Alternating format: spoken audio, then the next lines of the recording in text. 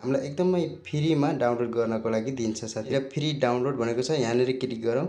स्वागत छ साथीहरु टेक्नोलोजी दिविस अफिसियल युट्युब च्यानलमा। र आजको विशेषता रहेको छ, जो कोही पनि नयाँ युट्युबर हुनुहुन्छ उहाँहरुको लागि एकदमै विशेष भिडियो रहनेछ आजको।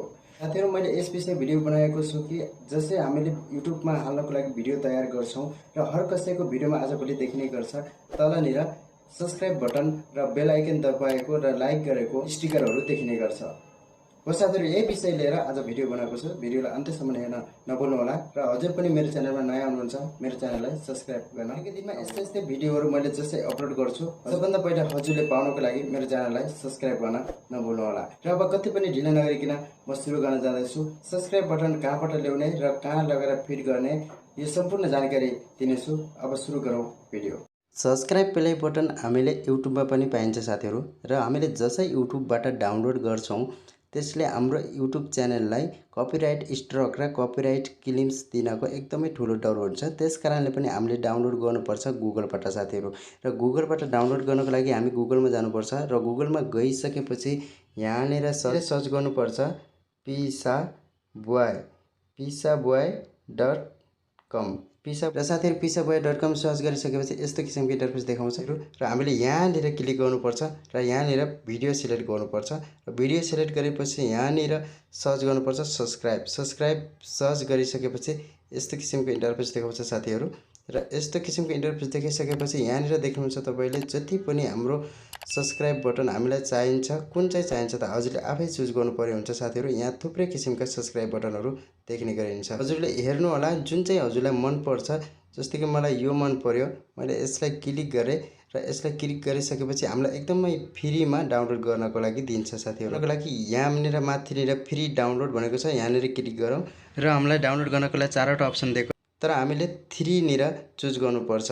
यो 3 निर चुज गरिसकेपछि यहाँनिर गरौँ डाउनलोड र मेरो डाउनलोड हुँदैछ साथीहरु। र साथीहरु मैले सब्स्क्राइब बटन डाउनलोड गरिसकेको छु र अब मैले आफ्नो भिडियोमा सिलेक्ट गर्नुपर्छ सब्स्क्राइब बटन।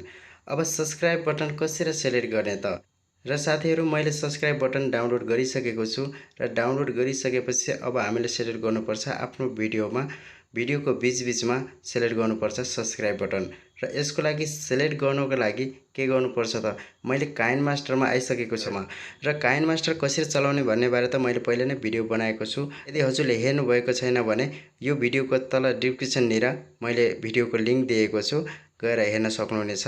र मैले अब सब्स्क्राइब बटन कसरी सिलेक्ट गर्ने त? त्यसको लागि म एउटा भिडियो लिँदै छु र म पहिला भिडियो लिन्छु। भिडियो लिइसकेपछि अब हामीले सब्स्क्राइब बटन जसै हाम्रो भिडियो सुरु हुन्छ र हामीले कहाँनिर हामीले सब्स्क्राइब बटन राख्ने त्यहाँनिर हामीले यो भिडियो देख्नुहुन्छ रातो धर्का देख्नुहुन्छ त्यहाँनिर हामी पुग्नुपर्छ र अब यहाँनिर गएर हामीले सब्स्क्राइब बटन लिनुपर्छ। सब्स्क्राइब बटन लिइसकेपछि अब हाम्रो यो बीचमा तलनिर सब्स्क्राइब बटन हाल्नुपर्ने हुन्छ र सब्स्क्राइब बटन यहाँनिर पछाडिनिर कलर देखाएको छ, हरियो कलरमा देखाएको छ र यो कलर हटाउनु पर्छ। र यो कलर कसरी हटाउने त? कलर हटाउनको लागि यहाँनिर सेटिङनिर जानु होला र यहाँनिर गएर यो ओके गरिदिनु होला र यो सिलेक्ट गरिदिनु होला। र साथीहरु सब्स्क्राइब बटन हजुरले कहाँनिर राख्न चाहनुहुन्छ त्यहीनिर लगेर सब्स्क्राइब बटन फिक्स गर्नु होला र फिक्स गरिसकेपछि ओके गरिदिनु होला।